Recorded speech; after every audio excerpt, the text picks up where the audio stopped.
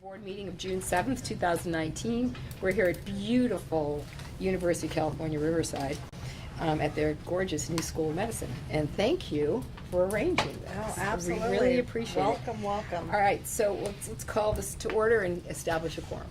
All right, I will ask for your attendance here. Judith Manzi, President. Present. Darlene Trulio Elliott, Vice Present. Okay. Maria Cadena, Secretary. Present. Dr. Neil Mansdorf. Present. Dr. Carolyn McAloon. Present. Dr. Michael Zapp. Present. We have a quorum. Thank you. Okay, once again, welcome. We're very happy to be here in Southern California. This is the Board of Podiatric Medicine. Right now, if there's any public comments, right, that I don't see any public here, so we're going to assume that we don't have any right now and continue with our meeting. Right now, let's review and approve March 1st board meetings. I hope you've all had a chance to look them over. So moved. Second. Okay, so I have a motion to approve the board meetings of March 1st. All in favor? Dr. Manzi? We have to go one. Oh, right. Dr. Manzi? Aye. Miss Elliott? Aye. Miss Cadenas? Aye. Dr. Mansdorf? Aye. Dr. McAloon? Aye. Dr. Zapp? Aye. Great. Okay, so action on executive officers report. Brian? Okay, we're going to jump right into it because I know we are on a tight time frame for some folks. Turn it over to the chair. Okay, Judy great. Lindsay. Yep. All right, so we're going to talk about the licensing program update and the statistics. So that's, you can find that in your, like we've done this before many times. Okay, so the following licensing report issued during three previous fiscal years, as you can see, is on these charts.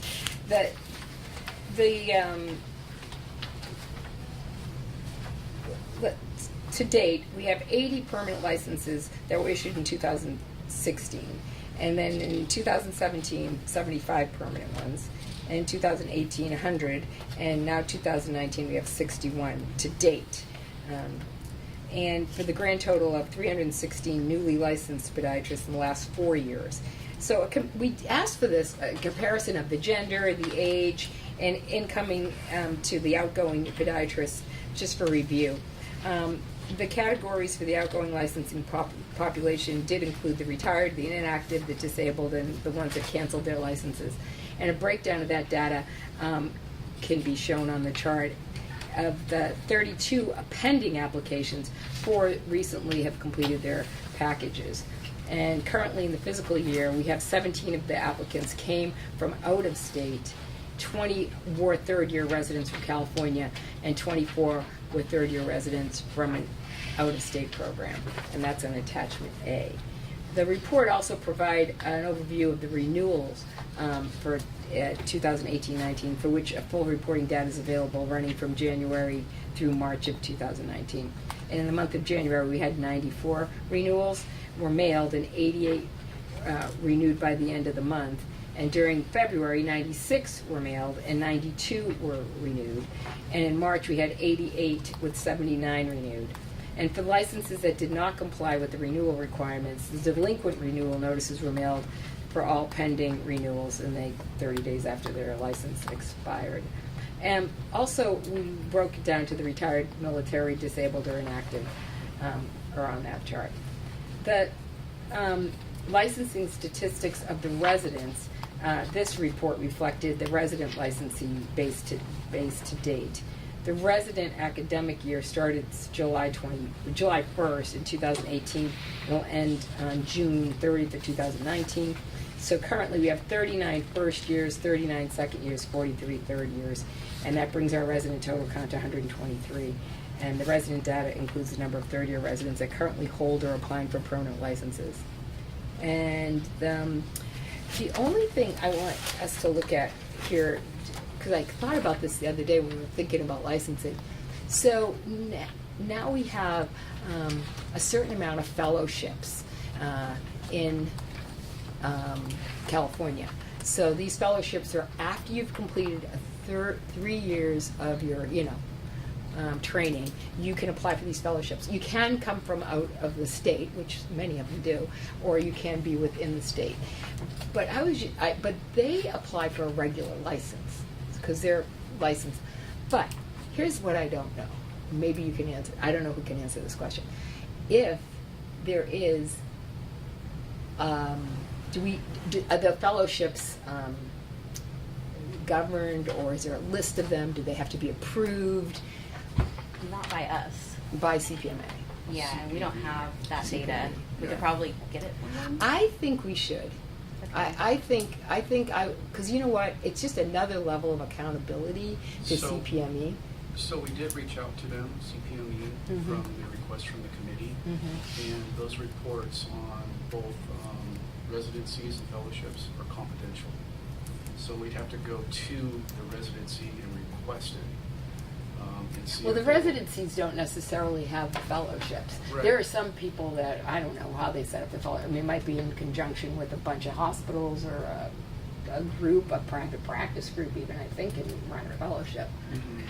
But I think, because, the thing is they get another piece of paper.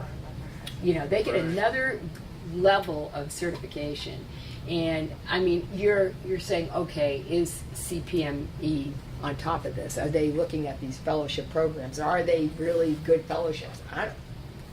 Hopefully they are. That's their job. We can But- dive a little deeper into the yeah, I fellowship program. think as a board, a licensing board, we should at least have, I mean, I'd hate to see one that comes, 1 year and then it's gone the next year. Well, what's that?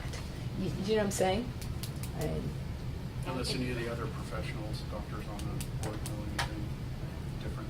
Yes, Carol. Well, I think there are some that are approved and some that are not approved, if I'm not mistaken. For example, my practice could say we offer this fellowship, but it may not, I mean, we don't, but just for example, Mhm. but not necessarily CPMA approved.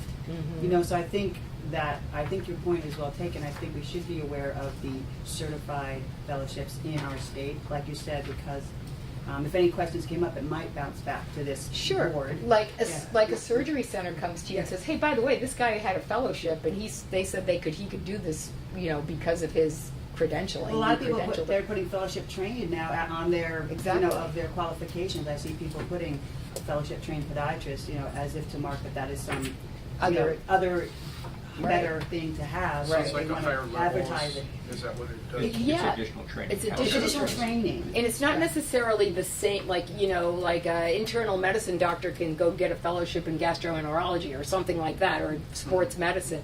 It's the same type of thing. You could go do a fellowship in biomechanics. You could go do a fellowship in, advanced surgical techniques of some sort. I don't know. But the point is I would just like to know, as a governing board, that, they're coming in front of the board saying, "Oh, I'm fellowship trained." Well, great. What's your fellowship? I think it'd be, I think I would that's like to important know to what they are. Certainly ask for it. Okay. The other request was on the residency programs and their reports. CPME, I believe it was, Mm-hmm. Yeah. said that those are confidential, and we have to ask the programs themselves if they want to release it. So there's like 19. So we can definitely do that, but here's might be a little bit of the wrinkle. If you have a regulatory agency asking for the report from a residency, they might say, well, what are we doing wrong?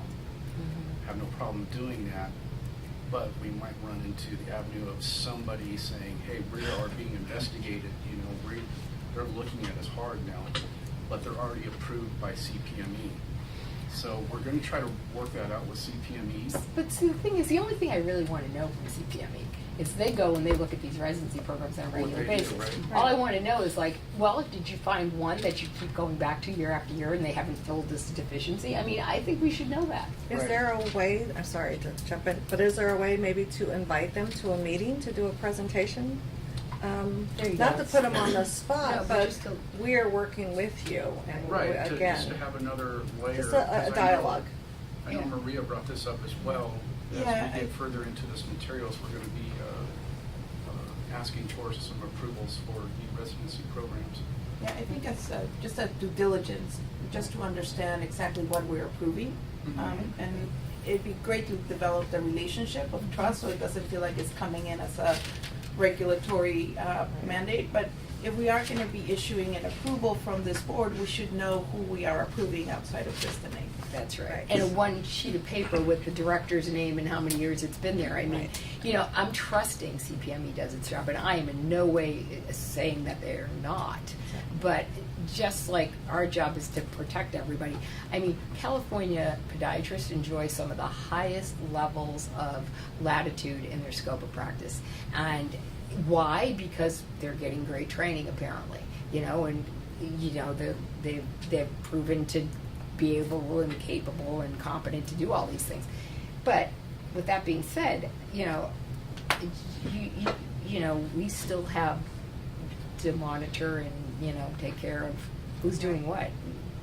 I think that's a great I have idea. two com- Them after we- Two comments. First, in our area there is a podiatrist that did a fellowship in rheumatology. For that fellowship, that would require working out of scope. So I think if California were to have such a fellowship, we'd have to get involved in that, because there has to be some legal reason to allow them, like a resident, to work out of scope. If they call it a fourth year of residency, that might work, but I think they call it a fellowship. That was out of state, by the way, but if there is one out of scope, So we need to know about those for sure. a residence license would cover if they applied They're for not that. a resident. but- They've graduated right. from a residency program. They're not enrolled in a resident. They're enrolled in a fellowship program sponsored by infectious disease or rheumatology or pediatrics. And if we participate in that in California, we should, I don't know that we're allowed to, really. We'd have to discuss that. Second, the fellows are sort of self-selected. There is a surgery center near me that has a, quote, sports medicine fellow who never does sports medicine. He only does surgery for the owners of the surgery center.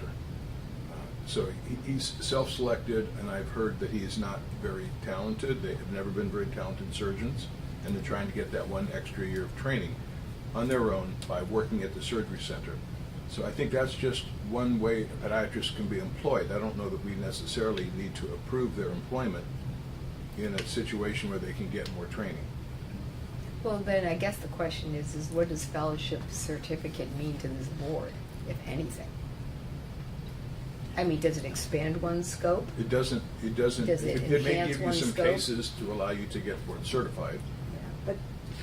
But that's my point about certified versus not certified fellowship, meaning perhaps, and I don't know anything about the case you're referring to, but perhaps, as you alluded to, there's a group that wants another doctor to work in their group post-residency under their supervision. They're calling it a fellowship, but that has not been approved as a fellowship by any organization that approves fellowships, is what I'm hearing you say. Right. But this So- was approved by the Some- American Academy of Podiatric Sports Medicine Oh, so they- as a sports medicine fellowship. Gotcha.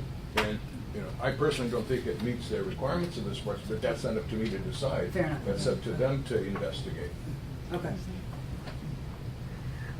So it was certified by someone who certifies fellowships? Right. Right. Okay, thank you for that. You know what, can you ask someone at the Medical Board of California what the deal is with their fellowships? Is there such a thing as a governing body? Is there such a thing as a licensing body? Are all fellowships that people float into the state that have MD degrees accepted? Just find, I think that'd just be reasonable to find out. Yeah, well, that's NBC and. Okay, great. All right, so, any more discussions? Great, let's move on. So, let's go now to the calendar. Are we all done with the licensing? Any questions or, by the way, my comment about these graphs, they're great.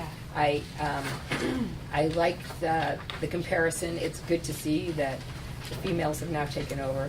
But besides that, the field here in California. But it's good. It's good to see the mean age that's here in licensing and how we're doing in that regard. We do need to take a vote on the residency program applications. Oh, yes, That we we can do. approve those and get a great license. Yes, you're right. After This month. That's EA3, Yeah. so it's under the stats. Yeah. So, yeah, separate. Okay. So now we're at, we're going to review the qualifying residency programs. 19 separate California postgraduate clinical training programs sought approval. and for applications of residency programs offered for 1920 academic year. So these clinical training programs offer graduates the opportunity and expectation to function as members of the healthcare team, gain the hands-on medical and surgical training, experience in patient management, in addition to learning diagnosis, treatment, and care of the pathology. So our licensing initiative is unique to California. The board requires a podiatric residence license from all postgraduate clinical training programs and requires successful completion of at least 2 years of podiatric medicine, medical and surgical residency before a certificate to practice podiatric medicine will be issued. So on page 17 is the list of all of them. And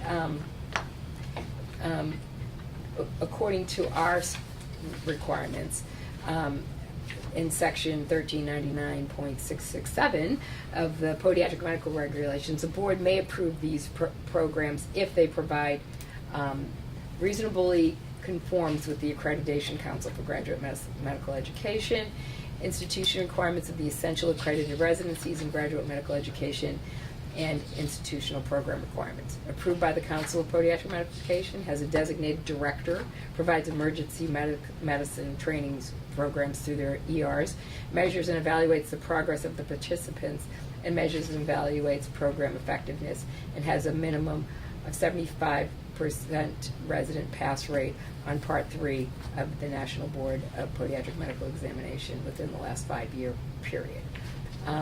Residency programs falling below that requirement of the minimum passage, nevertheless may be granted the program approval if it's determined after the inspection by the board site visit team or review of the report submitted by the program. So that statement right there about that, so if CPME, is examining them, you're assuming that they're putting a stamp on that. But if they're keeping it confidential, I don't know. They've approved all of these, but the reports themselves are confidential. And we have to request them from the programs if they want to release them. It's up to them. Gotcha. Okay. And sorry, just let me add something really quickly.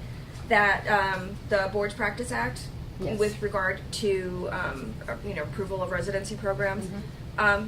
the board just needs to make sure that they're approved by the CPME. Yes. I mean, there's other criteria, but that's one of them. So yes, I think I agree with you. I think it's great to to get more information on the underlying thing if you have any concerns or if the board wants some reassurances. But just so you know, you're good with Just them saying it's okay, and then it's an Yes. mail app, essentially. basically, yeah. I mean, there's other criteria, but yes, for that one, yes. Okay. Yes. When you look at the applications, it's mostly just check boxes, Mhm. and even the ones that are hand filled out, it seems like they just check. Yeah. Would it be too much to request that they list last year's pass rate for Part 3 of the national boards, just to give a percentage? Yeah, because that is in your regulation, Right. if I'm not mistaken. So is this our form that we send to them? Yes. Okay, so we could maybe You could update the form. take a look at the form. Yeah. All right. Yeah, and maybe if you want to look at updating the regulation, the 1399.667, Mhm. that might be something also to do.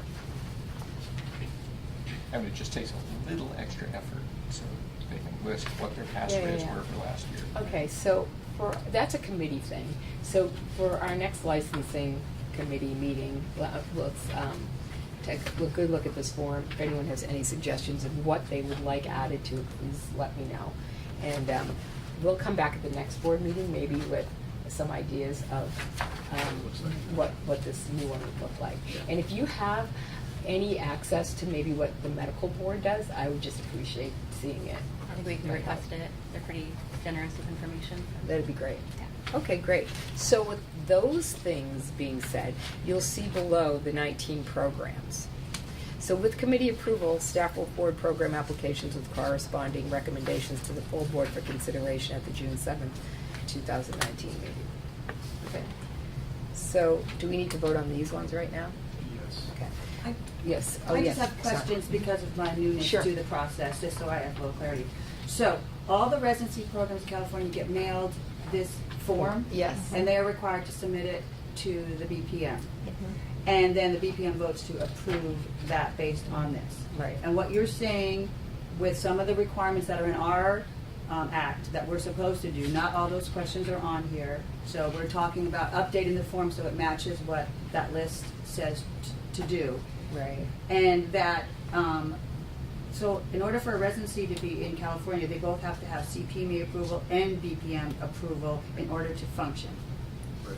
Okay. Right. Thank you. I just want to make sure I get we're down to the details, but I still need 30,000 feet Yeah, but it's a good understanding of how point. it happens. However, what Ileana said. Yes, would was you like to know what the... We are covered. Yes. Yeah, I'd like You to are hear. covered, yeah. Basically, it says the board may only approve a podiatric residency that it determines meets all of the following requirements. Reasonably conforms with the Accreditation Council for Graduate Medical Education institutional requirements of the essentials of accredited... I don't know what this is. I assume you do because you're a podiatrist. For the essentials of accredited residency in graduate medical education... Okay, that one is approved by CPME and complies with the requirements of this state.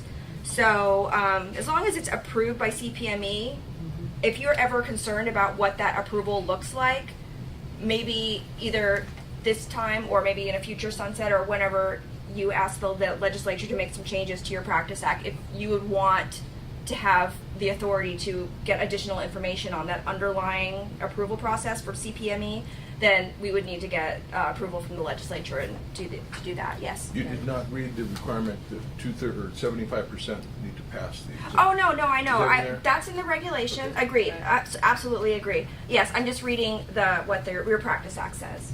Got it. So besides the approval by CPME and passing 75%, are there other requirements that we need to know about? Let me get back to you on that.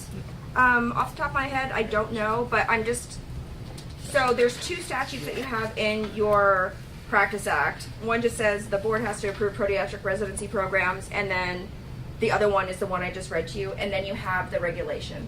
So I can look into and work with Brian on what the other requirements are that aren't in, if there's another regulation that's applicable. And they can retake that exam. Does that, Yeah, they have up to 5 years. right, does that say the first time they take it or ever? I mean, it seems like a funny question if they can retake it until they pass. Oh, you mean the 75%? When you say, yeah, the 70, what do you mean by the 75% of your graduates pass? I mean, Okay. eventually, ever, or the first time? Okay. So I'm asking us. Yeah, It says within the I last think it says 5 within years. the last 5 years. So that gives you Does some that mean that these people flexibility. have retaken it We 5 are. times and failed each time? I mean, if they fail 4 times and then pass it, do they get to say they passed the exam? Yes. Yes. They can take it twice a year. They could take As it many 9 times they times, want. 10 times. Yeah. So what do we mean by what are we looking for in that question? How do we know how to phrase it? Oh, well, I'll come, when you guys have this on the agenda, for a future meeting, I will definitely provide you with some I sample mean, if language. everybody passes it within 5 years, taking it 10 times, why wouldn't everybody just put 100%? Because they may show up at the program when PME goes in to approve the program. They say, hey, listen, you guys has everyone passed yet? Well, this guy hasn't, this guy hasn't. Well, all right. It's going to hold up their approval if it was 100% at the time. If you had your residents there and you got a couple who hasn't passed yet, the program wouldn't get approved. Well, it also depends on what criteria CPME is looking at. Because by the That's my time question. they're approved by CPME and by the time they submit the form to BPM, they're already looking pretty good because they've already they've already jumped through all these other hoops that CPME is requiring, which I don't know what those hoops are, but it's likely that by the time they reach the board, they already do have the 75%, so you're not going to get a whole lot of programs that don't meet that criteria already from the board. Yeah, may I suggest that it sounds like we do need a conversation with CPME to align how we are approving these programs I and agree. have clarity around them.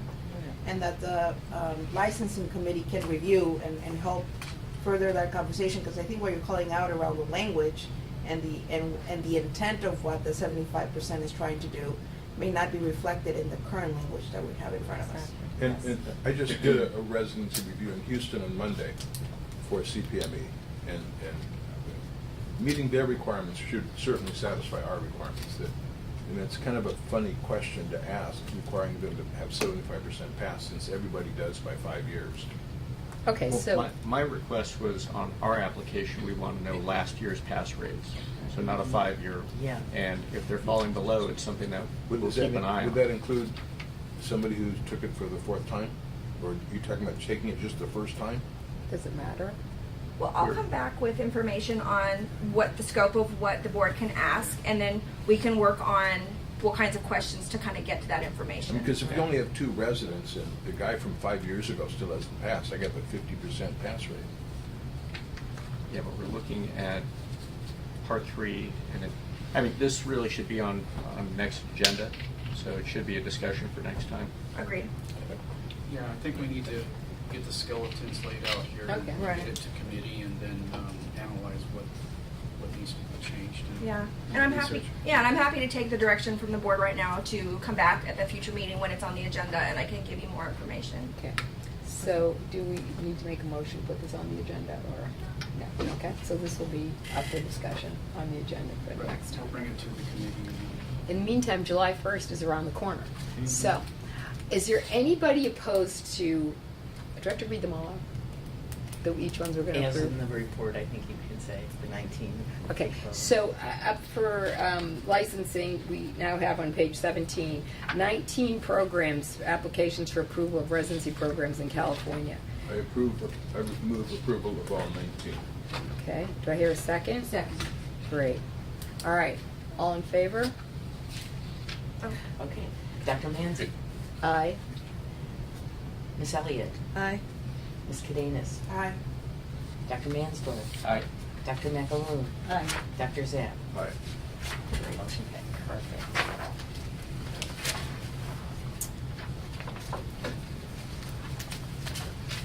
All right.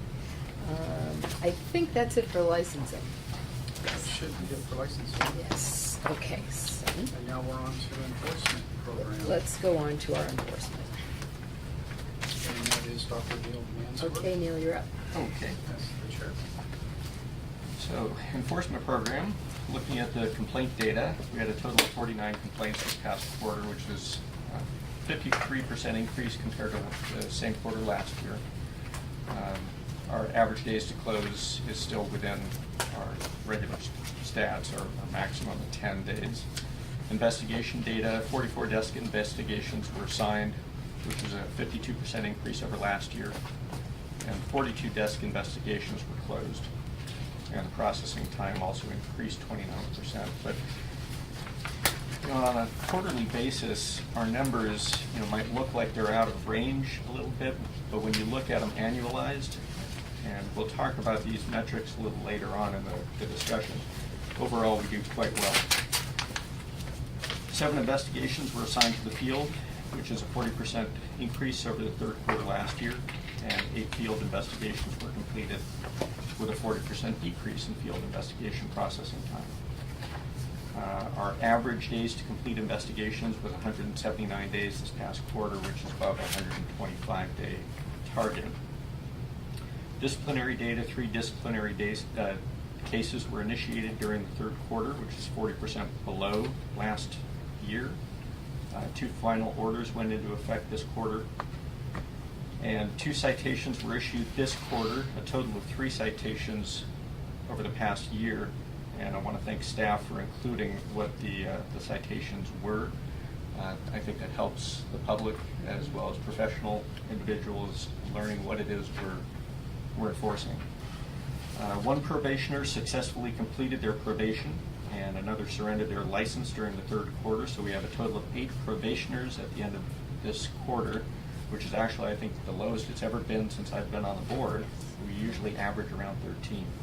But we have a lot of cases stacked up, so we'll probably be. Can people losing their licenses? Left and I'm on right. top of it. Enforcement statistics for the year to date, so 3 quarters. Complaint initiation average days to close or assign has increased 43%, but we're still within the target. Investigations assigned has increased 25% compared to last year. and average days to complete investigations is around 142 days, and that's just a little above the target date, which is an arbitrary number thus far set by DCA. So many people are above that number, so we're Yeah, not alone. We'll get to that. 3 final orders have been processed, as compared to last year where we completed 7. And we have an issue with some of the cases with some legal issues that are delaying closure of the cases, but hopefully that'll come through soon. 3 citations were issued during the first 3 quarters, which is a 50% decrease over last year. And citation violation descriptions, as I mentioned before, were included in the report. Attorney General case aging data. We added 3 new cases to the AG, or sent them to the AG, and 1 accusation was filed. 2 final orders went into effect for a total of 13 cases currently pending, which is actually pretty high for us, but I think we have a number of cases that should be falling off soon. We also had 3 more cases added this quarter in April, and they don't show up on the report. They'll show up at our next meeting. Item F, DCA Performance Measures. So DCA opened a new initiative reporting tool which launched the past few months, and it shows statistics for 2016-17 and fiscal year 2017-18. And the website is listed. You can see examples of it in attachment F. And if board members haven't looked at it yet, go to the website, look at the data, play around with it. It's probably one of the best things I've seen DCA produce. And when you compare us, so we're able to compare Board of Podiatric Medicine stats relative to the other boards, and we are a model board. We look really good. So getting back to some of the point I was making earlier, where it seems like our stats may fall out of range, we're actually doing really well by comparison. So even though we might be a little out of range, we're not doing bad. We'll still continue to try and do better, but we're really good. So do look at the website. I think you'll be impressed with what they produced. I don't know if you had a comment. I was just going to say that Misha Matsunami, who worked for our board for 10 years, yeah. has a big role in developing this. So thanks to him. Did a good job. So, if we had to lose him for anything, he did a They good stole job. him. All right, next item, probation cost recovery, which this past quarter we recouped around $21,000. It's much higher than usual, and it had to do with the delays in billing being sent out as the finance department was converting to Fiscal. So that kind of gets us back to where we should be for the year. Consultant and expert program update, item 3. We've got scheduled podiatric consultant training at the Western Foot and Ankle. So Bethany will be coming down along with Brian. And board members are encouraged, if any board member would be encouraged to come and sit in. You're welcome to see how they do the training. If there's going to be any discussion about cases, they'll have you step out. But it is interesting to see how they are training our consultants and experts. So if you have the time, stop by the Western. It'll be Friday morning, the 21st. I can send agendas out if you'd like to. That would be great. Yes, please. Yes, please. Thank you. Mhm. So what's significant, we have 3 of our 13 current consultants are completing their 8-year terms this June. And then we have 2 more that are going to be terming out next year. So that doesn't leave us a hell of a lot of consultants. We'll try and do some more recruiting at the Western. And as of our vote at the last board meeting where we increased our reimbursement rate of $150 an hour to match Medical Board of California, hopefully that will help in our recruitment efforts. But if any board members are available to... I just got another application that will come forward at the next board meeting from a Excellent. prior board president. So, Oh, very good. So I'm not sure where you were going with that, but board members can either be board members or they can be consultants. They can't be both because then you're involved. And so No, it was to request board members to recruit their staff or Yes. or colleagues. word of yes. mouth is often the best way. Yes. Big campaign. Ask your friends. So given that, we have two individuals who submitted applications to the board, both excellent, qualified potential consultants. Dr. Jack Boyce was a previous consultant on the board and sat out his 2-year requirement prior to reapplying. And Dr. Parmandur Jagur, also a qualified applicant. So the enforcement committee has made a recommendation to accept both as consultants applicants to our board, and I'll make a motion to approve Dr. Jack Boyce and Dr. Parmandur Jagur as medical consultants to the Board of Podiatric Medicine. Do I hear a second? I second. So we have a motion here to accept both candidates, Jack Boyce and Parmandur Jagur. Parmandur Jagur. Okay, Dr. Manzi, Yes. Ms. Elliott, Yes, I. Ms. Cadenas, Aye. Dr. Mansdorf, Aye. Dr. McAloon, Aye. and Dr. Zak. Aye. Thank you. And that concludes my report. Any questions? Yes, so if we are indeed to mention to our colleagues that they should look into this, do they go to the website to apply? They can contact me directly. There's also application information on the website. Fantastic. So we can direct them to the website if you say something, hey, Joe, you should think about this. If you're interested, go to the website. Is that the best way to recruit somebody? Or to me directly. Okay, fair enough. Thank you. Thank you, Dr. Mansdorf. Okay, next up is Dr. Zapp for legislative program. Thank you. And with great regard, I'd like to turn this over to Kathleen. Okay. Good morning, Kathleen Cooper here with the legislative report. I just want to add that I'm recovering from a cough. If I start, please, Dr. Zapp, take over for me. But there's 5 bills this morning, and if you would like to support some of them, which I am guessing you may want to send letters to the legislature, the authors, and to the committees as we go through these. If you so want, we will send your letters of support, or Is that a collective letter from the board? it would be, Okay, fine. or from Brian. Got it. Brian signs it. So we take an action on it, we'll take a motion to support these bills as we go on, in order. Oppose unless amended, or oppose. So there's a couple on here that are really important, professional pediatric medicine, so I think it'll be easy to navigate through. Okay, so you may notice a slight change in the format, and for those of you that have served on various committees in your association, you'll recognize the format. It's from Capital Track, and they're our new consulting library service for summarizing some of the bills and other legislative matters.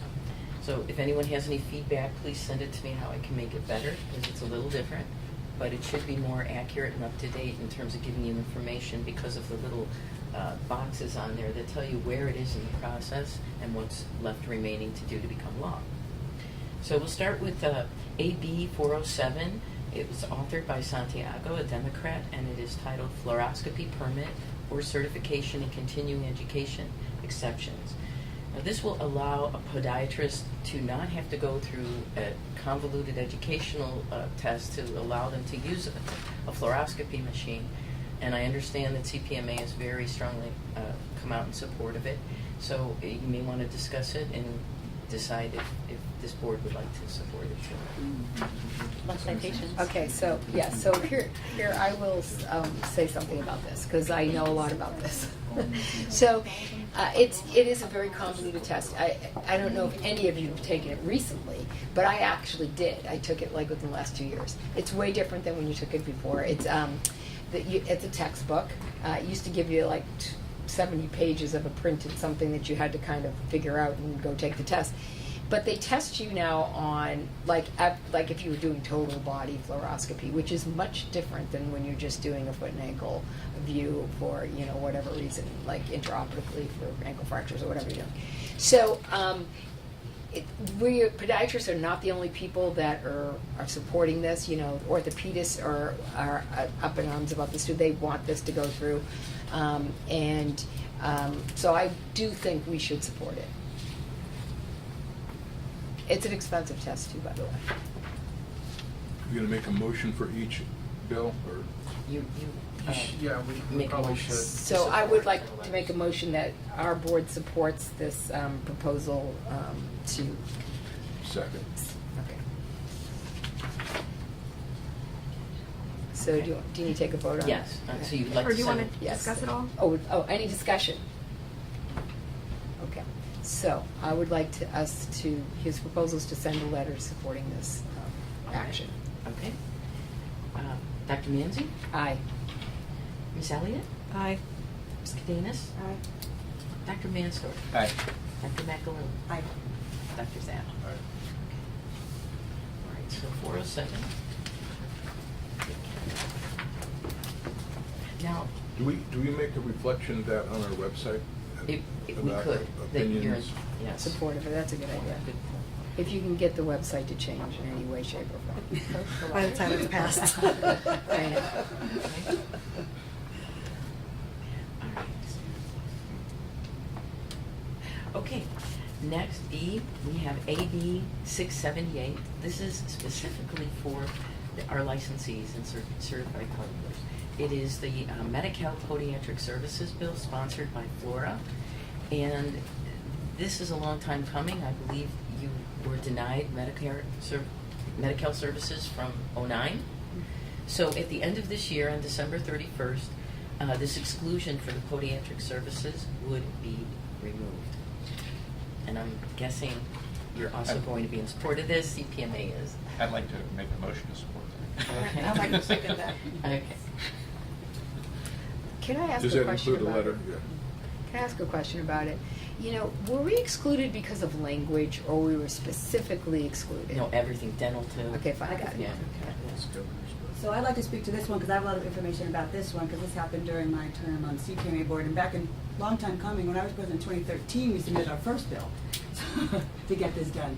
So what happened, Judy, is we were listed as, we don't have the same designation as MDs and DOs in the Medi-Cal language. So in Medicare, we're designated R3s, which is a physician and surgeon category. In Medi-Cal, we are not. It goes to this. There's no federal mandate to include podiatrists in Medi-Cal, Medicaid, and other states. So we are working on this on the national level to get that fixed. But in the meantime, in California, we had, back when the budget crisis, sorry, Siri heard me talk. So what happened was when the budget crisis came to California, we were looking ways to save money. We were listed in optionals with chiropractic and dental and other services. So they just wiped that whole category off. Said optionals are gone to save money for the state of health. Optionals are gone. The problem for podiatrists is that our services were not removed. For example, dental, no dental. So dentists provide dental care. That was removed. There's no dental care. The problem for podiatrists is it didn't eliminate foot and ankle care. It eliminated podiatrists from providing that care. So that was the difference with our loss versus with the other. Chiropractic, gone. Only people who provide chiropractic care are chiropractors.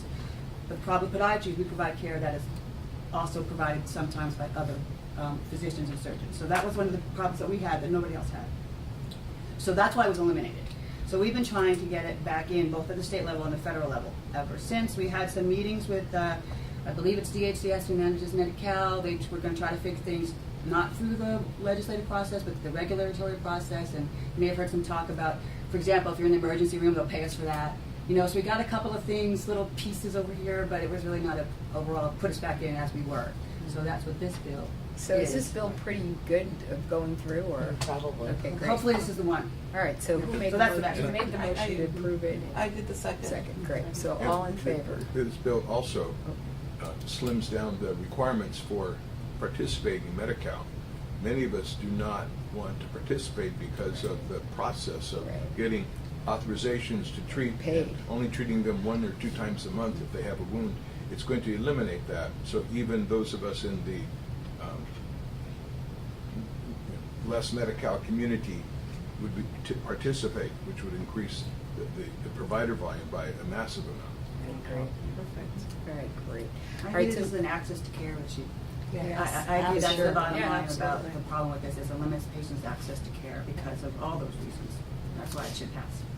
Great. Okay, we'll take All right, so should we take a vote? Yep. Dr. Manzi? Aye, yes. Ms. Elliott? Strong eye. Ms. Cadenas? Aye. Dr. Mansdorf? Aye. Dr. McAloon? Aye. Dr. Sapp? Aye. Thank you. Okay, go. All right, so next is SB 697, Caballero. This is much less directly related to you, but it's included because it is a physician assistant issue which could affect you. And what this really does is just make the removal of the limit on the amount of physician assistants that a physician or surgeon can supervise, and weaken somehow that relationship of having, and maybe Ileana or others can speak more directly on all the things that will change. But I know the gist of it is that physician's assistants will not be as strongly regulated by their physician, and they'll have some more independent practice. And that's the gist of this bill. I don't think it's as on strong footing as Yeah, the earlier honestly, two. I don't really care about this bill because I think that podiatrists can't oversee physician assistants.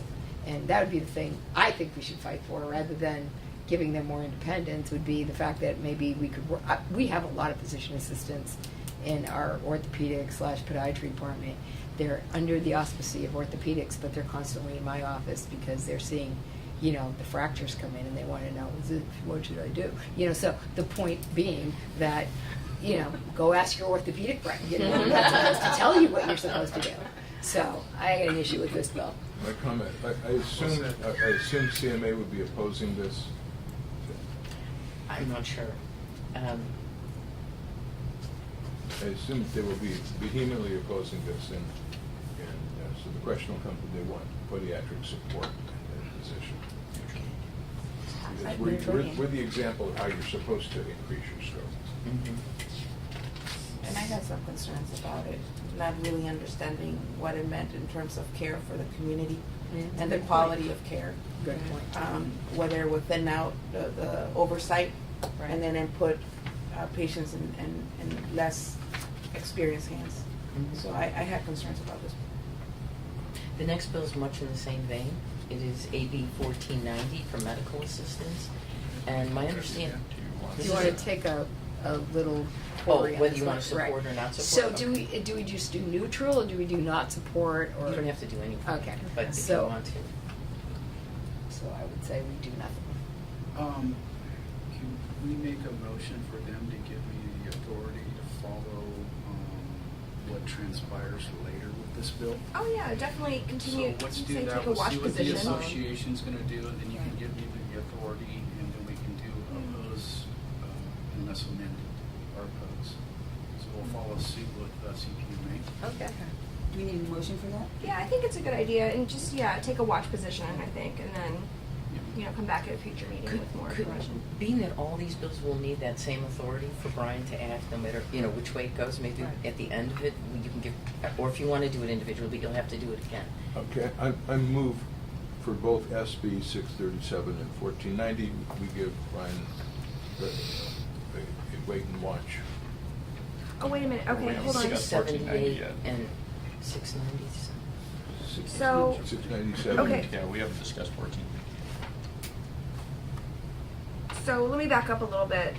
So for the two bills that you've already discussed, 407, and you've taken a support position on, and 678, the way that I understood what was happening is that either that a letter will go out on the board's behalf and either signed by the board president or signed by Brian on behalf of the board, supporting it with some details as to what the discussion was today. Right. Okay, so you don't need any additional delegation to Brian to do that because that was kind of already included. With regard to the current one, the 697, to just take a watch position.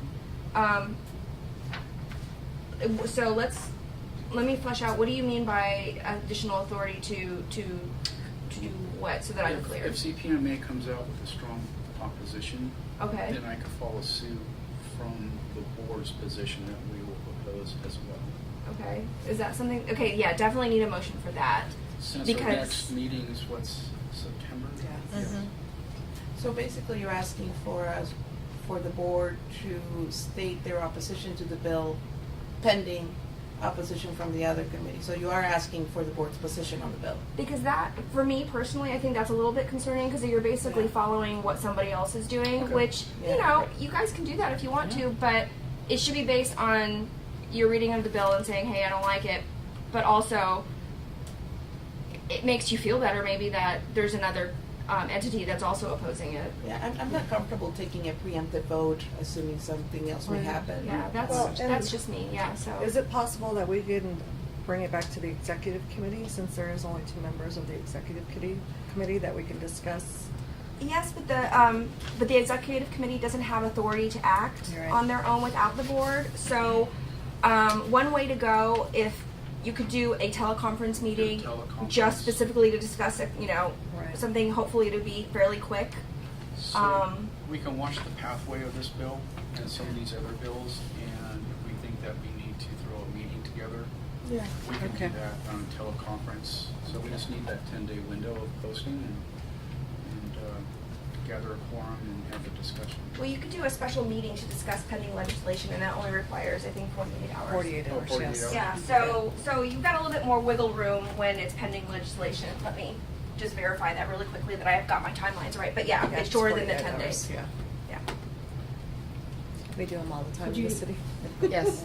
So would it be appropriate then to say that we're currently neutral on this bill, pending any additional information that may be provided in the future that may change our position of neutral? Yeah, and just, and just watch, Neutral and basically, yeah. Neutral and watching. Otherwise, we have to be careful saying we're waiting to see how a professional agree. association is going. Exactly. Yeah. Yes. Agreed. Sorry. Okay, so, Move on? yes. Okay, Back so here. AB 1490 is much in the same vein, except it looks like the focus of this bill is Yeah. really to give painkillers, that the assistants will be able to load the syringe and give it. But it is a 2-year bill because they missed a technical deadline. So they're not going to take action in 19. I believe it goes to 20, so it's just here for your information, really. I don't think anything's going forward this year. Doesn't say painkillers, specifically anesthetics. Oh, I'm sorry, I meant to me that's a pink. That's all they're I'm at. sorry. Okay. I'll move on. Yes. Next one is SB 53, sponsored by Wilk. It's the open meetings. And of course, this would mean that our meetings of 2 would then be under the same restrictions for 3. And so if 3 more individuals acted, it would be considered state action, and all the requirements for notice, et cetera, would have to be in place. So I don't know if you would support this or not. So Bagley, it's the Bagley-Keene Open Meetings Act, right? We'd have to follow that, so we'd have to, if one person or 2 people or whatever didn't show, we'd have to cancel the meeting. You'd have to be in a place open to the public. We'd have to advertise 10 days our agenda. So it's a little more restrictive rather than what we have it now, where it gives you a little more flexibility to shift your timeframes. So, For committee meetings? Yeah, your Committee. committee meetings would be I'm against would be this. impacted. And I'm as your against attorney, this. I say yes. I oppose this. yes, Yeah. you should close this. That's my legal recommendation. Is this Because, is I mean, not a good I bill. know it really Do we need to take a vote on that? Yes. I'm really interested in hearing what our community members have to say on that.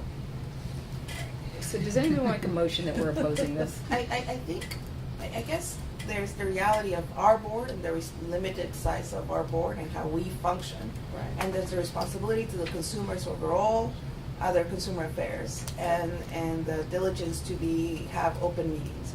So I'm conflicted, and I'm not sure what's the right approach for the consumers. I feel like I need more information on this a little bit. I understand for small boards, just the practicality and the pragmatic issue of making Just it functional. Just the cost of this. Yeah. Well, in the it's cost, for- yes, right, just the right. functional. From a consumer standpoint, this is impacts more than just the podiatric board, right? This impacts boards that are much more active, Right. have much more serious issues, and we gotta, from a consumer standpoint, transparency is key. I don't. Yeah, I'm not sure that we need to take a position, quite frankly, Right. on it. But I don't know. Yeah, no, I'm same. For me, public meetings are very important for transparency, for consumer involvement. Unfortunately, our board meets 4 times a year, and so it does put us in a bind because we don't have the big funding as most people. But again, for me, it's about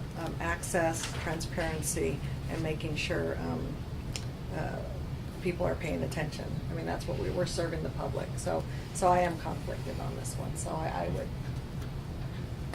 prefer to wait and see.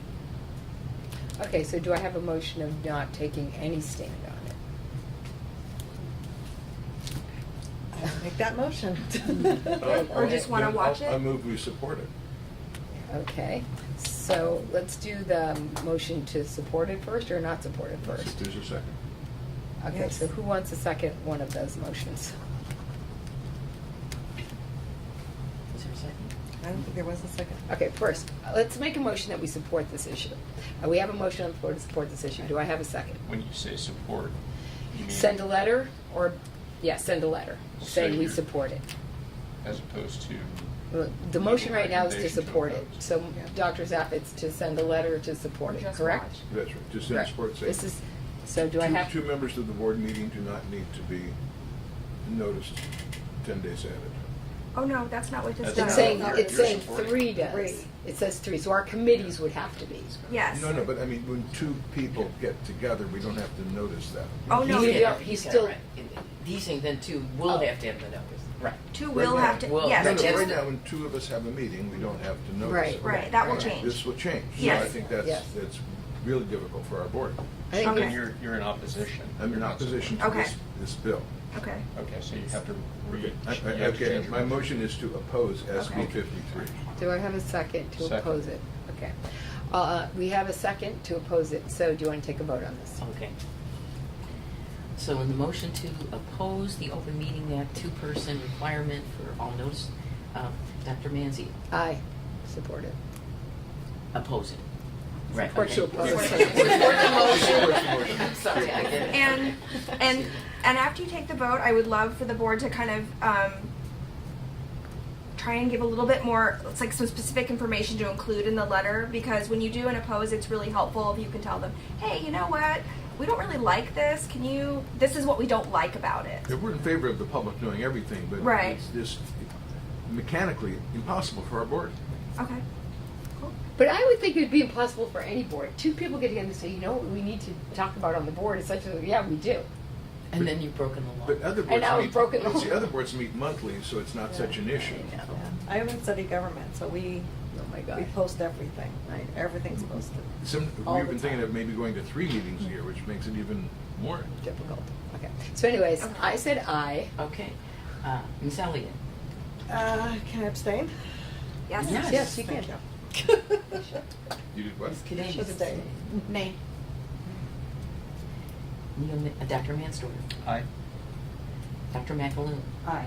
Dr. Zapp? Aye. Okay. Motion passes. Okay, great. Next one. I have a question about what just passed. Did you want us to talk to that now, speak to now Yeah. some of your Yes, concerns? and so I have 3 yeses, 1 no, and 1 abstain? Right. But there's 6 of you, right? 1, 4 2, yes, 3. that's right. So who was the 4th yes? I have Dr. Mansdorf, Dr. Zapp, Man- Dr. Manzi. All the doctors. Before All the doctors Doctors. said yes, okay. All right, thank you. Thank you, okay. Yeah, so just a discussion of what you want that.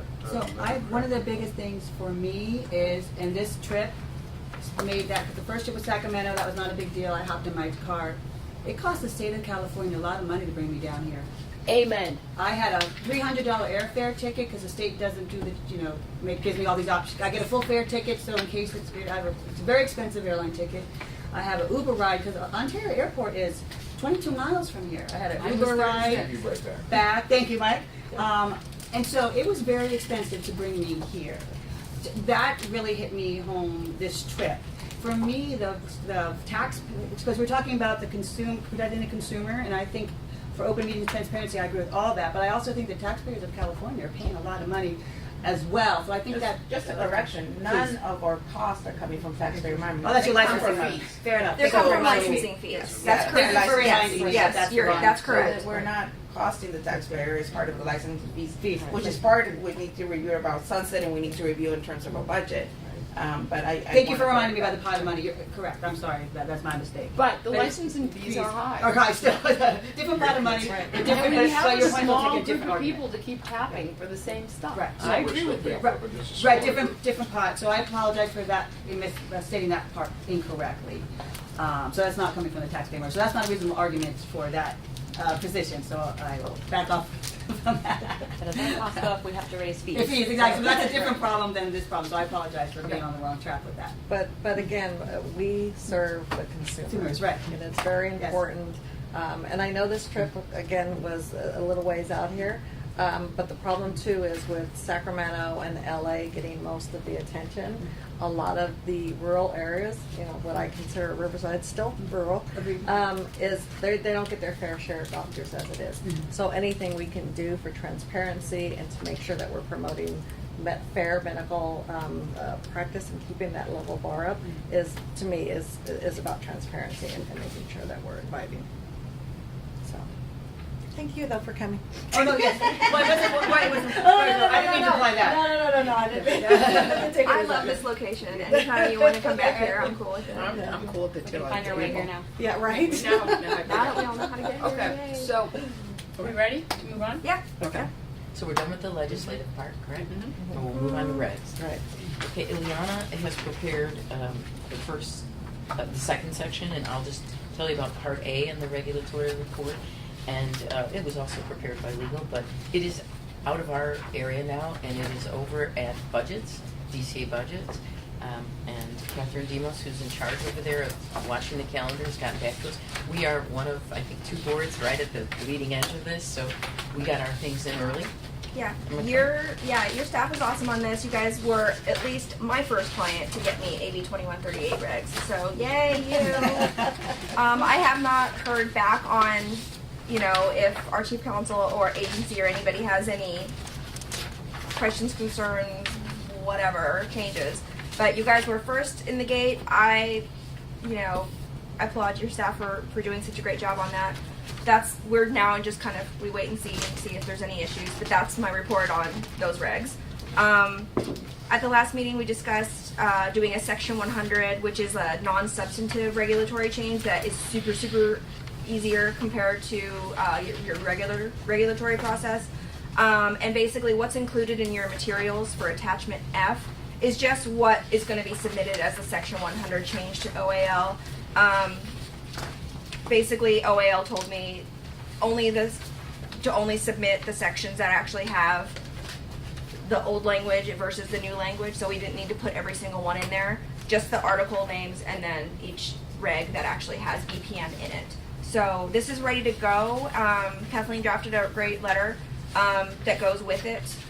That's not included, but it just basically explains why it's a non-substantive change, and it is, and it's really straightforward. So we can do that next week and just kind of get it going. But yeah, you guys are in good shape with this. And then, nope. This They is don't just need up to approve it? No. They already gave me the authority to go forward That's with making the great. change, so we're good. We just, done. Great. Okay, so we'll close that report and go to Public education. Okay, public education, Darlene, So you am are I up. doing it? Yes, already.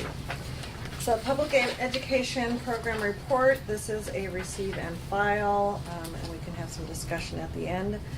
Discussion and possible actions regarding the newsletter footnotes, the website, and other outreach activities. So the public education update was to discuss possible action and implementation plan for the name change to Podiatric Medical Board of California. As you remember, Assembly Bill was 2457, changed our name from California Board of Public Medicine and will be Podiatric Medical Board of California as of July 1st, which we are fast approaching. Staff has been working with the Office of Information Services, our internet team, Department of Consumer Affairs to manage the transition. And you will find an updated timeline of all the activities. The board stakeholders are expected to receive the notice of title changing during 2019, this meeting. Department of Consumer Affairs suggest the following. To write an article for the Did You Know? An audience is all DCA employees and boards and bureaus. Develop social media campaign to be used on the DCA and podiatric social media sites. Work with the Office of Board and Bureau Services to see if we have a stakeholder list that we can send an email out notifying change. Send an email to all EOs and chiefs of the change. Enforcement license administration programs have begun to identify updating documents internally. Bulk of remaining documents will be updated internally during the month of June. And we cannot change our new title until July 1st. We do have a new website that will be changed starting July 1st to www.pmbc.ca.gov. And on to footnotes. And automatically will pop you there if you go to the old one. Yeah. So Okay. really For quickly, for before you move on to months. footnotes, Oh, yeah. another good option is to see if you guys can do the same article for the Did You Know, but also ask DCA's Consumer Connection magazine. Yes. Because you can have that emailed to you or sent in the mail. Like my mom and I both get it. My mom gets the hard copy. I get the email. But yeah, it's Perfect. It goes out quarterly, so it's another great place. Even if it goes in after the board changes its name, at least maybe there's still some people by the next quarterly issue that don't know that the name has changed. Oh, yeah. So you can just use the same article probably. Okay. Perfect. Thank you. Do you think it'd be necessary for us to like send a little blurb to like all our residency programs that we approve, that we've changed our name? Because that's where a lot of our new licensees come. Right. And the legislative? And to our constituents in the state, like every podiatrist in the state. Did you know? Here we are, new name, Right. same foot. And our stakeholders are legislatives, it's schools. Yes, yes. Okay. Also, quick question about media, social media.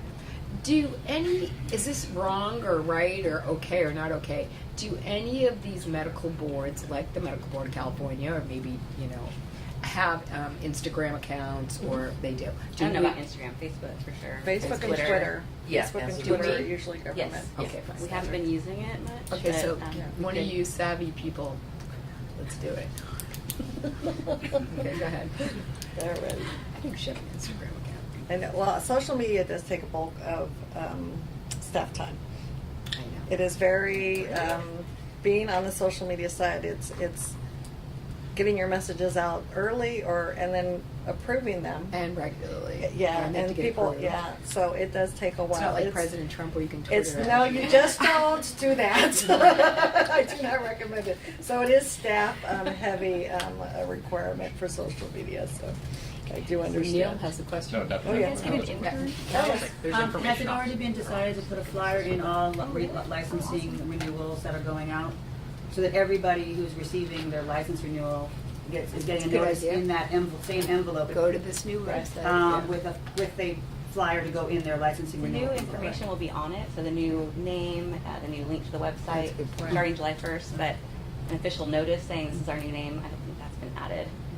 Might not be a bad idea. We just Yeah. submitted it, it's a long process to get it going, so we might have to do a second one. I don't know if we could do it right away. Andrea's so busy right now. She's working 2 desks and it's the busiest time of the year, so. But definitely we could probably do some sort of. Do we have an email list for our licensees? We don't have an email for everyone, but we have been collecting email addresses, and part of the update for the forms, we've included additional information for email, so we could send them updates. We could do a blast email as another Yeah, writer yeah. to notify the licensees. We have a listserv. I Oh, yeah, don't know listserv, how right, many are signed up for that, but we could use that too. I was just thinking of other ideas to make sure people, and with a lot of these kind of things, you have to see it 3 times before it, Yeah. you know, yeah. you can see it the first time, like, and then it's, oh, yeah, I read something about that. Even And a the third flyer at time the is when Western, it- I yes. think. Okay. Yeah. It's interesting because the medical boards has a regulation or law, I believe, that mandates each physician to give their email address. We should too. We do not. I was going to say, as part of your sunset report, you can ask That's for that. the issue. Okay. So that's one of the things that when Could we you start write putting that our down? issues, Right. we make this mandatory. So when our office gets some medical update or some drug, Right. whatever the stuff that's going on, we can just push that out. Exactly. And then we can push out all these other informational things, and that should open up a little more communication. Well, it should open up a lot. We can send the footnotes, Everything, yeah. just everything, and start going paperless. Right. And That would save you reducing the money costs. too. Yeah. Oh, yeah, that would be a huge, Publications, yeah. huge cost saver. So do we need to make a motion to put that in footnotes, or is it just a No, 'cause recommendation? we're not, Or, we haven't received our packet yet for sunset, Sunset. but we'll talk about that Okay. when we get to the sunset. Okay. There's gonna be a list of issues that we're gonna throw in there and ask for the role. Yes, I like it. Alrighty. Thank you. Alrighty, moving on to footnotes discussion. The board's newsletter, Footnotes, is currently being produced for spring and summer edition. The future editions of Footnotes will continue to cover activities relevant to the regulation of podiatric doctors and the board's efforts to protect the public. The publication could benefit by additional contributions. If you have anything, we would love to hear it. I know we talk about this quite a bit, but if you can always bring ideas and articles so that we're at least a couple of newsletters ahead, it makes staff time a little bit easier putting that together. If there's no questions, I'll keep moving. Direct outreach to licensed and stakeholders. The board is conducting 2 of its 4 board meetings in 2019 outside Sacramento. This June board meeting, again, it occurs here in Riverside, and I thank everybody for making the trek. And our September board meeting will occur in Oakland, California. There are also plans for board to be represented at the California Podiatric Medical Association meeting, which we talked about earlier today, June 21st of 2019. And somebody Stephanie will said be this, yes. And you said you would send out the agenda for us? Yes. As well, perfect, thank you. So, I would just like to say, thank you for that Oh, yeah. report. This probably comes under medical education. So this is just a fact sheet that the Washington Medical Commission put out. It was about what their board, and you know, we're always looking for a footnote thing, but it's colorful. It was well done, and all it did was say, we licensed blah, blah, blah doctors. We received so many complaints. We investigated so many, you know, blah, blah. You know what I mean? Nice. And this could be a good thing even at the Western, because you have all the statistics. You don't have to use these statistics, you know, but something like that might be a beneficial thing to I like it. if it's not against the law to do that. No, I think that's No, fine. shape or form. Yeah, Yeah. it's just a very It's simple. just an outreach, yeah. I don't see any problem with that. Yes, that's for Okay. you to keep. Yeah, just show it to me. Let me look at it before you And- make all the copies, so that because anytime you guys do a publication, I have to look at it. And then another idea for the footnote situation. So the big topic in medical thing, and because of cures and everything, is opioids. And so this is another one that was cool. It was like new limits on prescription opioids for acute pain. And then here, you know, it was just very basic, but you know, this could be something like, you know, cures blah blah blah. You know, just a whatever, and how it, you know, just make everyone aware that everyone's looking, and cures is serious, and you need to go to the website. Exactly. You know. There are So being a there's lot a of lot. doctors that are being prosecuted Right. for opioids. You're right. So I do. And All right, very got good. anything else? No, that's it. I got for you. So, All right. so I just want to see if staff had anything to add to the public education. I know you guys, you all are working very hard to get the website and all of the paperwork taken care of. Well, the only thing I'd like to add is, you know, for us, we don't really know what it's like from an outsider's point of view. If, as the next 6 months go on, you're noticing that some of the BPM is not PMBC, please just let us know.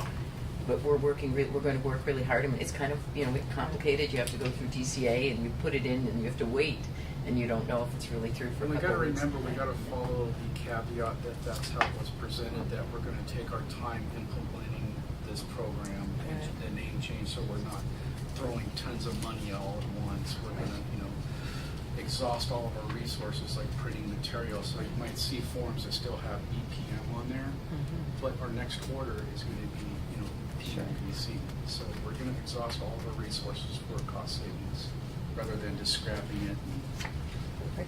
Perfect. Yeah, I like the timeline. Okay. All righty. So quarterly budget, Kathleen. Okay, well, you know, you're seeing the same document you've seen now since we're on Fiscal, and we'll just have to work with it. I mean, this is what we get now.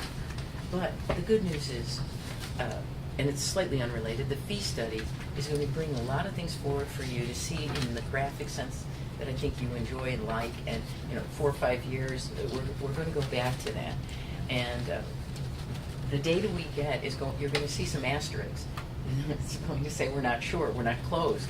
You know, some of the years, like when we go back to 18, it's not technically closed yet, but we're going to do the best we can, and we don't expect, as you can see on this board, nothing changes. Your finances stay almost the same with small variances. We know this year those variances have come in enforcement and personnel costs, a little bit of pro rata, but all in all, we are very well set. And I just want to add that $200 increase in the fee, the renewal fee, that will only hit each licensee once throughout the period because it's a biennial renewal, is going to help us. It should raise about $450,000, which will then be in our coffers for the future. So our fund condition is going to be improved by that $200, but we don't know what portion of that will be recommended to be remaining after sunset once the fee study's done. So you're not really looking too much at revenue here, but let's talk about expenses. Does anybody have any questions about the subtopics here, the personnel, operating, departmental, interagency, or enforcement? I do. On fingerprinting and communication, year after year we always budget zero, and yet year after year we always have an expense that's ranging between $5,000, give or take. Why aren't we budgeting for that? I understand that it's what they call bottom line budgeting, meaning that category is what counts, and they don't care about the subcategories. So if you look at the total budget, $88,000, we are a little over. You know, that's something beyond us. It's not even DCA. I think it's Department of Finance, and that's why we have no control over these budgeting numbers. We brought it up many times. They don't seem to be too concerned. You know what I mean? They want the bottom line personnel, bottom line office. They, you know, whether it goes here or that in the subcategory, doesn't bother Department of Finance, and we don't have access to that.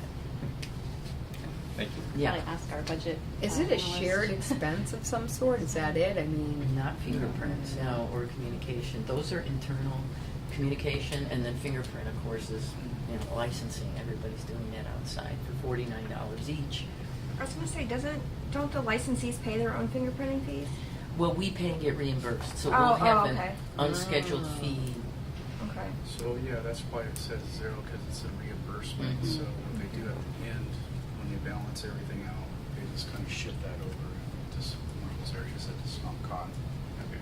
So, Yeah, 'cause I mean, that's I'm- kind of Department of Finance weeds where you never really understand, like, I wouldn't run my checking account like this, you know, can we have it show?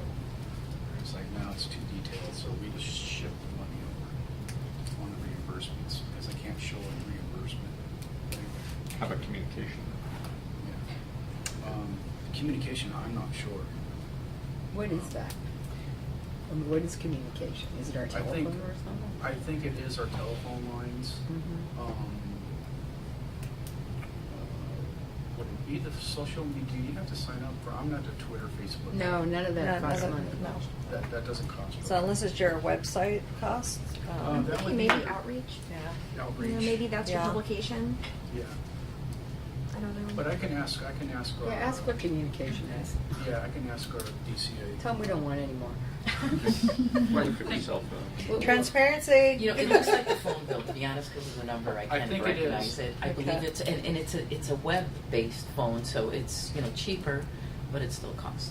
Okay. As long as it's not like a fax machine that nobody uses. We do have a fax line, nobody hardly uses anymore. Why don't we just FaceTime?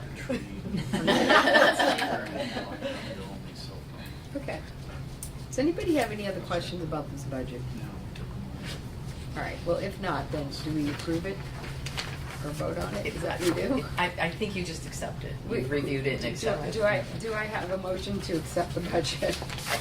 We really could do it at his executive report fully with everything. Okay, else, fine, yeah. I Okay, think Brian. in December, Carl will come back, if we're back in Sacramento. Give us some.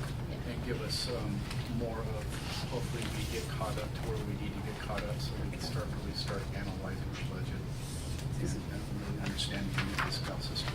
This is where I miss Christina. This was always her favorite page. Okay, ready? I think the budget just looks good, and we're not Right.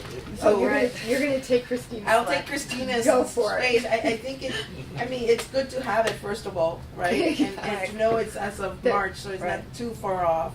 So that's just very welcome. But if we look at the financial status, I mean, we're doing good. There's even a surplus being projected, so I'm okay. There's nothing really concerning about what's being presented that I see that I have questions about. I'm more concerned about the discussion around the fund condition. Okay, let's discuss it. Shall we? Okay, I don't think you're going to be too concerned about your fund condition at the end of the 2-year biennial $200 increase per licensee, but right now, it did look pretty short, and that's why we're in the middle of this. So, we have what's called an estimated savings. I believe we're unique in this way from many other boards in that we're allotted slightly more at our small size, yet being a medical board and a surgical board, you have a lot of regulation to do. It could be very expensive, and they want to make sure that we're well set to fight any licensee who's being, who's worried about losing their license and may fight us back. And our DAG costs and things like that add up. So we have extra money in our budget, and as long as we don't make any motions to get rid of it, it's allotted to us. Yet, when we spend our money, it's always the same. It's about $1 million, a little over. It's not 1.3 million. So they have to put that into the estimated savings. And the new program forces us to do it. The old CalSTARS, it just kind of disappeared, but now we have to show it. So that's what that is. It's the governor giving us more than we ever needed, but just to make sure that we're well set. It's a pad. Right. It's a pad for like one of those brutal enforcement cases that almost broke the board. I think, Neil, you were around, right? So it's an insurance program. So that's the estimated savings, which is I don't know of another board that has that. So. Right, so our projections sometimes look a little bit worse because of the higher amount in the budget.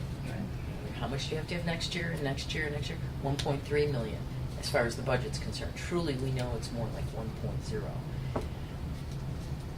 But anyway, we'll find out at the end of this fee study, and I think you'll be very happy with, the type of questions they ask and the way it's going to look to you. You'll get a much better, as you say, from 30,000 feet over where we're going and what's happening. So you say that the 200 is not reflected in this current fund condition report? I think we would have to start with this year, when we start getting 19. This is estimated for 19. Okay. Okay, so once we get the real, So the estimation is that we have 3.3 months in reserve for 2019. yes. For 2019-20, yeah, and then for 18-19, 4.3. Right, and then the 2021, that Should be higher. It looks like it's going down because, look, it's not in there. See, that money is not in there. Right, it's But it still- will be in the fund condition. And once it comes in, we're not spending it. We're regenerating our fund condition. So if I'm hearing you correctly, the trend that we had for the last 2017, 2018, and 2019, which is decreasing reserves, Mhm. you're saying that is it gonna level off, or is it gonna go up, and that we're gonna get closer to the 4 months or 5 I months think we're reserve? going to be closer to the 4 to 5 month. Yeah, and it's gonna depend on what your sunset looks like in terms of if the fee increase is permanent, right? Or a portion of it, Right, what's okay. recommended from the fee study consultant. Right, and that's, if I'm reading this correctly, it looks like that's the 190 that's not appearing in the Right, 2021 right, exactly. numbers. So that's why it's at 0.3. Right. Mhm. And I think this is gonna change depending on what sunset actually ends up resulting in. Yes. And of Yeah. course, whatever's recommended, you'll review and approve or ask them, well, I don't think that's high enough, or it's a little too high. I mean, it'll be your decision what to ask the Senate for. But I think we'll be fine with if we stay at Mhm. 200. I don't think there's going to be any issues on the committees over there. So if I'm hearing correctly, just from a staff perspective, there's confidence that we'll be able to, through the sunset review, be able to continue the fee increase, right? And that Right. would give us some sort of 3 to 4 months reserve, I'm and that confident. perpetuity? I'm confident because when we did the temporary fee increase, when we got that temporary authority, we didn't have the money to go and do a fee study in needed to actually find a contractor that we could afford. So I couldn't just run and do a fee study, spend $30,000, and then wait for that time before a fund condition went negative. So it was kind of like a placeholder, knowing that net number could be the number that we're going to set in statute, or it could go higher or it could go lower, depending on what the fee study analysis goes to. So now we're in the process of the fee study. Now we're going to have that document to submit to Sunset to say, this is what we've done. We've got the temporary ask. This is where we are. This is where we need to hit. So now I'm going to have a question that we talked about before, which is the exit of baby boomers and the age range of our current licensees. So the fee increase is great, and it's great that it'll stabilize the reserve, but that's given that we maintain the level of licensees in order to produce those incomes. Right. I think that's an uncertainty, right? That's kind of like the algebraic quadratic equation. What's the uncertainty here, right? Because we don't know how many undergraduates are going to go into the School of Podiatric Medicine. We don't know what that pathway is, right? So we don't know what the population is. So we don't know who's coming in, but do we have an idea of how many people we expect to go out? Is that part of the sunset review? Doctors don't retire. Yeah, they don't retire. But we did look at their ages. We have something that looked at their ages, right? We looked at it, I think Yeah, we but looked very at it compare a the year or so sheets ago. straight Yeah. last time. But I That's think really we've got a good. generation coming in that's actually larger than the baby I boomers, think and they're so, going to be too. going through school and probably filling those spots. Yes, and I there's so think many. it came out of balance, right? It was a balance of It those wasn't that are as retired, horrible those as are we coming thought. We in. thought it was going to be It worse. It appeared to be, if I remember correctly, but I'd We still have to have look so at the many materials. licenses that were. That it was just a little trickle, like like a little bit of water came here and a little bit of water, and we're plumb. Okay. So that's what it looked like for me. Unless somebody else. It's a legitimate question. I think Well, it's like, It's something we always need to keep an eye on. That's Right. for sure. Okay, so that concludes fund condition and expenditures. Any other financial matters? Close the report. All right, great. Thank you, Kath. You're welcome. Okay, so now it's, Brian, let's see, we're going to do executive management, that's me. Okay, there we go. So, we have the attachments in for, the strategic plan to implement and to assist the board to plan this whole. shall we help you out? Yes, would you please? We have no idea what we're doing. This is actually, isn't it, this our old sunset review? No, it's No, a new this- one. this A is new the one, new one. okay. So I think everybody but Dr. McAloon wasn't involved in the, when we did the strategic plan study session, and then the staff sat over here, the board member staff over here, and you guys gave us goals, and we tried to figure out how we're gonna meet those goals, and then all of a sudden we came up with a strategic plan, right? And once we had that all figured out, we put it together. Solid put it together for us. We brought it to a board meeting. Everybody liked it, and so it was approved. This is our strategic plan. Now, usually this just goes on the website and it sits on a desk or a shelf somewhere. So we took it a step further. I can't remember who wanted, I think it was Darlene. You wanted to make sure action was done and we're staying on task with our strategic plan. Right. So staff, all of our staff, our limited staff, went to an action plan meeting. And so that action plan meeting was fairly a full day, just like we did with the strategic plan. And we figured out how we're going to meet the completion dates, the target dates of the task, of the measures you guys developed.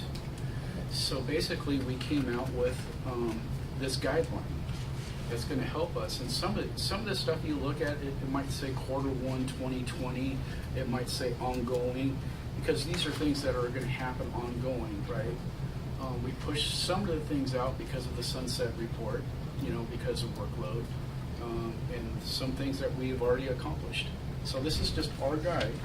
So when we go to sunset, they say that one question that always comes up: so how are you keeping up with your strategic plan? Well, I'm glad you asked me, because here's our action plan. This is what we're following. And end of story, next issue. So it was just a guidance thing. It took staff, you know, it was kind of a little workload change, more workload switch. But we got through it, and we were able to keep up with office efficiencies and put this together. This is great. great. This is Thank you so great. much for sharing the plan. I have one question. Yeah. You said it took capacity, right, staff time to put this together. What's the monitoring of the items So in the action each plan? program, like the licensing, there is an Excel. I didn't put it on there Mhm. because it's a huge Excel Yeah. sheet. Didn't want to kill a tree. But each program has that, and it comes up and tells them what needs to come up next. So Okay. I can bring that. Maybe I can bring it on a PowerPoint or something and show you. Even if it's just a presentation, it's just a matter of making sure that, you know, I've done these too. You know, you Yeah. do a great plan, and That's then you true. start working on it, and you're like, oh, what did we say we were going to be working on? So Right. just kind of to understand all the work that the staff is doing to follow the strategic plan that the board asks for. I think it's mostly recognition of the work that you're doing and making sure that it's moving forward. Yeah. Yeah, exactly.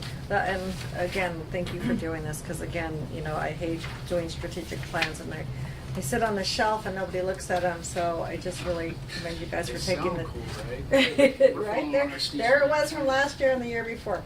But again, thank you for taking the time to do this.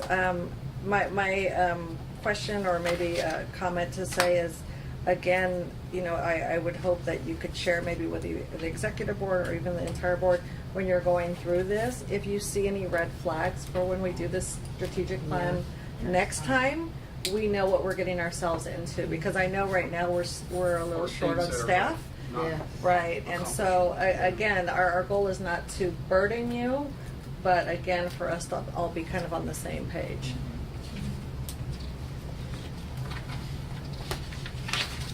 Okay. Thank you. So, yes, so this will actually make the sunset review thing go much quicker. We're hoping we could ask that question, but you never know what they're going to ask. Well, I could plan it if you like. Please do. could you do that? You kind of have it. I think everybody queues up the questions. Queues up the and then come questions. up with like super bad junky So we curveballs. discussed the action plan, and our fee study increase. Okay, so we started our fee study, and this is just a snapshot of what's going on, what we hope to complete. We had a meeting with Jeff. He's got a lot of the material. He's got the new updated duty statements with percentages on them. Once again, thank you, staff, because that's just an additional workload of revising everything to conform to this fee study. So they're going to be, so that was just, was it last week, Kathy? Yeah, so we're just a little bit off of time frames due to vacations. He took some vacation time or something. But we're going to try to keep to the schedule of each block. Now, as each block and each meeting we come to, the Executive Management Committee will get a snapshot look at what the work has been produced so far until we get to September to the end, and then we'll go ahead and have that for the September meeting. When is that? That's always early. 13th. So hopefully we can push that to the 13th and have something for the board to take a look at and to approve, and then we can put that into the sunset report. So it's just a snapshot of what's going on. There's going to be more information. I'll give you that monthly update of what's really the details of what's being massaged out of what we need to massage out of this fee study. So just kind of an update. Sunset Where we're headed. review, okay. And Sunset review, we had a meeting May 24th with the consultants from the Assembly and the Senate. Basically, it was just a little, I don't know how many words Bethany went, there was like, what, 10 words? Oh, at the sunset meeting? A handful, yeah. Yeah, a handful, yeah. So just a question and answer. I think the question is, when are we going to get our packet so we can start working? Do they have an answer? They said the following week. The and following wasn't week, come. and we're waiting, chomping at the bit. So what we did is Kathy pulled up the old questionnaire that was in 14, right? So we're starting to massage the data out of there because I think it's going to be, you know, the attendance stuff. We're working on our history. You know, what was the, you know, the history of the board. Now, guess what? There's a new history because we have a new name. You know, so we're working on that stuff. So we don't really have the specific issues yet of what they're looking for. And what I'll be doing is making a list of our issues. What I already have a list. I'll be probably sending it to the executive committee, and we might have to do another one of those teleconference meetings for everybody to see if we're hitting all the issues, so we can jump ahead of that. What an issue is do we need to change regulations? Do we need to change statutory legislation? So things like asking for the statute to be set in stone on the $200 fee increase. That's an issue. We need to ask for that. Do we want to ask for doctors of podiatric medicine to be called physicians and surgeons of podiatric medicine? I think we tried that once and got shot down, but I think we have a good shot. It's not for this certification. It's this doctors, you know, of what's your name tag say these days? Physicians, podiatric medicine. So things like that. So everybody's going to have a chance to input what they'd like to statutorily change. And then once we get the issues lined out, we send it back. The time frame is now until December 1st is when it's due. Here's a weird thing, and I'm going to reach out to them because they've been busy over there because they're right in the middle of a turnover round of swapping sides. Our board meeting is December 7th, right?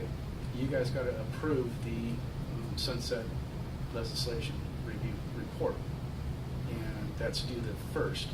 I want to ask them if we can submit it late. If they say no, we're going to have to change the meeting. Okay. Like the end of November. Yeah, and it's just tough because end of November on these things is, you know, everybody's gone that. I will not be Well, here that another week. option is to just have a teleconference meeting where you guys can, I mean, because hopefully by the time December 1st rolls around, like at the end of November, hopefully the only changes you'll have to their sunset report that you're submitting will be typos. So if you have everything in advance, you can look at it and then just do the approval for the final version, and that way you can do a really quick call. Yeah, we could do that as and well. then you'll know the timeline already, so you can meet the 10 days. And But we're crossing our fingers, and I wish I had a ton of overtime to give everybody and keep them working for 24 hours, 7 days a week. And we're trying to get it really kind of framed for the September meeting. I think we have to shoot for that, just a rough frame of it, and then fine tune it from there. So that's all I know. So if push came to shove and everyone had to get on the telephone the last week of November, could we do it that? Would you have to be in person? no. No, we could do it. Would everyone be okay? Yeah, was that a I will be in 40-hour since- Cancun. No. Because it's not- Right, Show you up can- there. you can know come in to Cancun advance. with I mean, me. because it's June, we know you'll need something, and so just kind of pick a date Darlene's in gonna November, FaceTime on the beach. and if you need to cancel it, easy peasy. Okay. But at least you'll have it on the calendar, and you'll have met your 10 days. So, Okay. So going on right now? well, no, not right now, but I Okay. mean, If you you're know, Let me definitely. gauge it. Let Okay. me gauge it, Yeah. and we'll keep everybody Yeah. apprised. Because we have, 2 more meetings left, September and December, right? And then you're ready. I mean, And I don't really think there's a whole lot of issues for this board. I really don't. I don't think there's a Famous whole lot of last word. spotlights on this board. I don't think we don't have a target on this. So I don't think it's going to be a really big issue.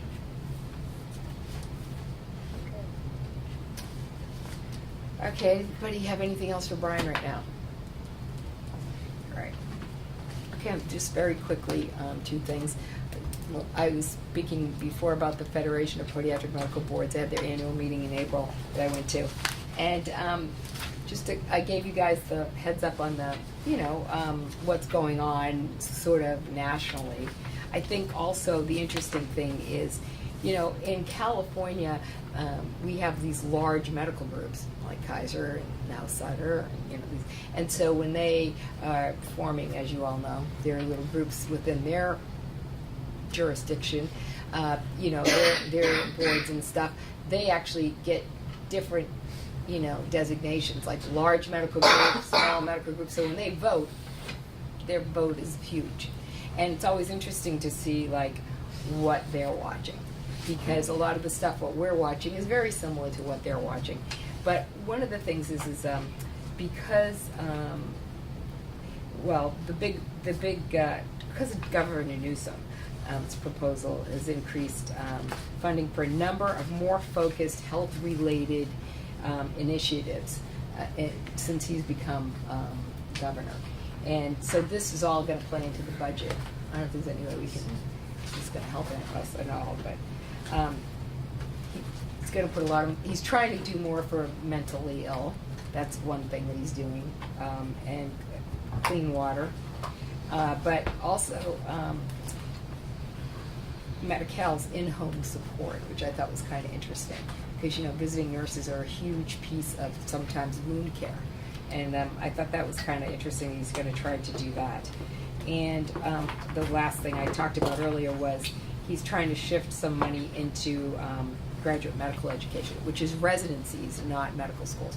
So that's good, because I think that a lot of our residents are now in VA hospitals or Kaiser hospitals, and the mandate for them is they are treated equally as every other resident with an MD degree. DPM doesn't matter. So this hopefully will directly trickle down somehow with our residents, because, you know, it's interesting to hear some of our residents when we interviewed them and, you know, said, well, would you consider to take this program? And a lot of them say, you know, it's really expensive to live here.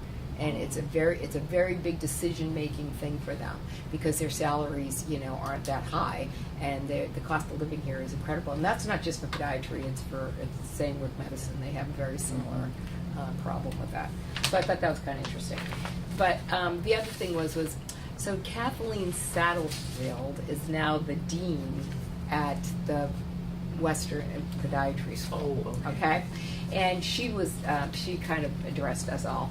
And it was interesting because she talked a lot about the PACE program at the University of San Diego, which we use for our, you know, people that we send for whatever. And right now, this University of San Diego's PACE program has really become the #1 program that not just podiatrists are using, but all the you know, different states medical boards are using for the MDs as well. And what's interesting about it is, like I was saying about medical boards, you know, just as there's this huge disparity in podiatric medical boards, it's the same thing with you know, medical boards across the country. Most of them don't have any kind of program like this, even in their region, like you know, the Midwest or the whatever. So I thought that was really interesting, because once again, here we are using this, and this is like one of the most talked about programs at the Federation. It wasn't just the podiatrist. This was a big issue among the medical boards, which I thought was interesting. And once again, the whole big thing was opioids and looking at, you know, the issues of overprescription, and really the government is clamping down on any kind of infraction there. So people need to know, podiatrists need to know that this is a really closely looked at thing right now. And that's all I got. So, do we have any future agenda items that we'd like to? We need a motion to Oh, accept all those reports. Oh, okay, okay. So, do I have a motion to accept the executive management report? All of, oh yeah, that would be not just his That's management. the discussion on regarding the action plans, the BPM fee schedule. And licensing. And licensing and ledge and. Oh, all. So it would everything. be the executive officer's reports. Okay, so, do I have a motion to accept the executive officer's report? Yes, motion. Second. Okay, All right. Dr. Manzi, yes. Ms. Elliott, Aye. Ms. Canelis, Aye. Dr. Mansdorf, Aye. Dr. Neckelin, Yes. and Dr. Zab. Right. Thank you. Once again, I want to thank you for getting us here. This was really a treat to see this place. It's beautiful. And, it's great to see Well, uh, thank you. what's going on down here. Well, I have to thank, actually, Assemblymember Jose Medina. Yeah, I mean, I have connections, but he has multitude of connections, and when I called him to tell him about the board meeting out here in Riverside, he was very excited and actually called the dean, Deborah Dees herself, and that's why we are here in her office, which was amazing. And then he talked to me about his wife, who is seeing a podiatric doctor at the moment. So I said, tell her to come on in. Yeah, we could give her a bunch of opinions.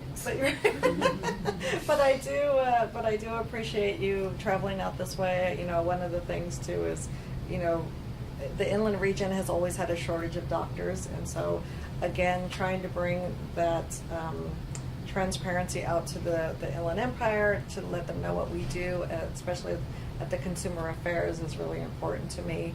I was hoping we would have a little bit more people here, because I did harp on quite a few people to try at least come out to meet the board and staff.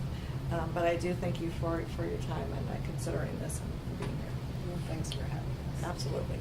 Does anybody have anything they want to officially put as a future agenda item? I think the only thing that we discussed was the fellowship discussions, right? And then the Right. CPM, yeah. Right. You know, and it's interesting because when looking over that form and things they ask, I know that they're instituting a new metrics now for the evaluation of residents, which is way different than it used to be. It's all computerized, but they've streamlined it. We're starting ours July 1st. Might be a question we'd put on the piece of paper. It's like, which metric do you use? Because it would tell you a lot about the program, I think. They even have one in place, you know. Okay, so we're going to talk about that, the fellowships stuff and the residency form. All right. So our next meeting is September 13th in Sacramento. Okay. No, it's Oakland. Oakland. Oakland? Oh, at Samuel Merritt? Oh, yes, it's closer. Okay, great. And I'm very excited about that. September 13th. And December 7th is the next And one. 4 so- hours though for traffic. Not for me.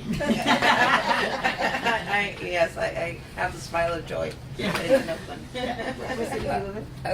But I'm in San Remote, so I win. Oh, so great. We can all You come got to my my house. house. You gotta come to my house. It's I all guess today. So do I have a motion to adjourn?